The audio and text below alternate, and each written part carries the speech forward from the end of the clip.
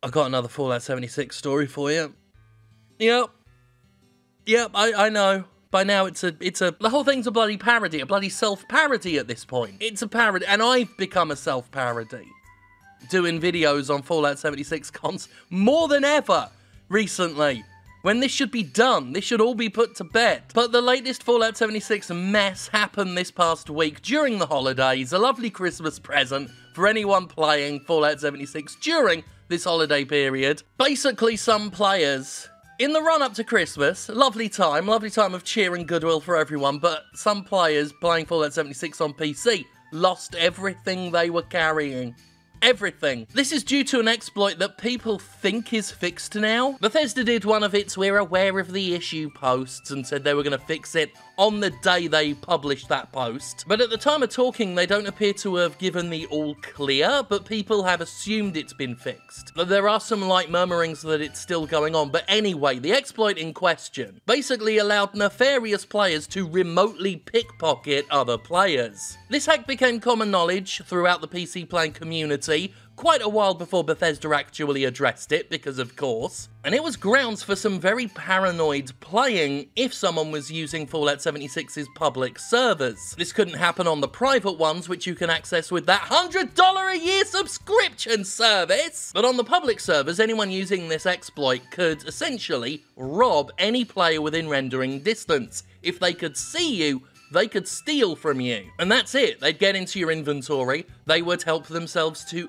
everything that you were carrying. Weapons, armor, healing items, scrap, whatever you've got was theirs. Items within storage were safe. Stuff in the stash box or the scrap box couldn't be accessed, which was good because I believe the scrap box no longer eats people's scrap, because that was a thing for a while. But anything a player had on them was fair game. After this had been happening for a while, just before Christmas Eve, Bethesda popped up a post acknowledging this, giving an update on the current PC exploit. They said, "We're investigating reports of a PC-only exploit that could be abused by cheaters, which have resulted in a few players losing items that their characters had equipped. We have been actively working toward a solution for this and have a fix we are currently evaluating for release today.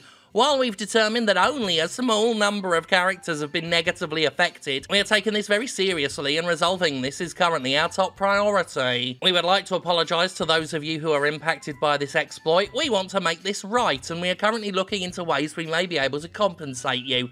If you believe you've been affected, please let us know by submitting a ticket to our customer support team." Now, I know why companies do it. They want to assure people this isn't a widespread issue, this isn't something to panic about. But it always does feel like a bit of a fuck you to people who got affected by an exploit, by a bug, by whatever, when the company goes out of their way to remind us that it was only a few people. And I know they follow that up by saying they still take it really seriously, but when you throw in, "oh, it didn't really affect that many people," it gives off the impression that you don't actually take it all that seriously.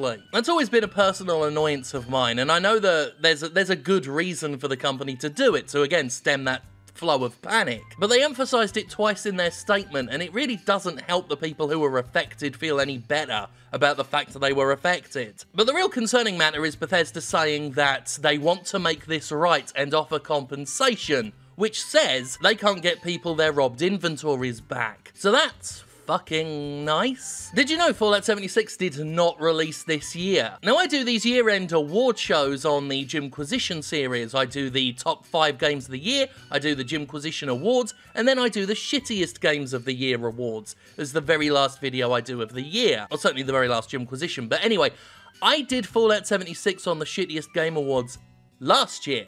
But an astounding number of people have been in the comments looking forward to this year's Shittiest Game Awards to see if Fallout 76 is on there. Think about that. Between the random bugs, the patches that break things, the hackers and the cheaters, things like that $100 a year subscription service, Fallout 76 has been in the news this year so many times, so consistently that people think the game came out this year. But it didn't. It's over a year old. I recently did that fun little Bethesda dance, you know the one, where I did exquisite rave dance moves to the Pokemon Gym theme around various insulting texts aimed at Bethesda. The idea was it was going to be like a little running intro gag we do every time I talked about Bethesda's incompetence. But I'm already worried about overusing it, because if I put it into this video, over the course of just a couple weeks, I will have used it 4 times already. So the only thing to do is to really compress it and speed it up and get it out of the way, because some people will want to see it again, other people will not, but we gotta do the Bethesda pathetic dance, so I'm gonna compromise and squish it up.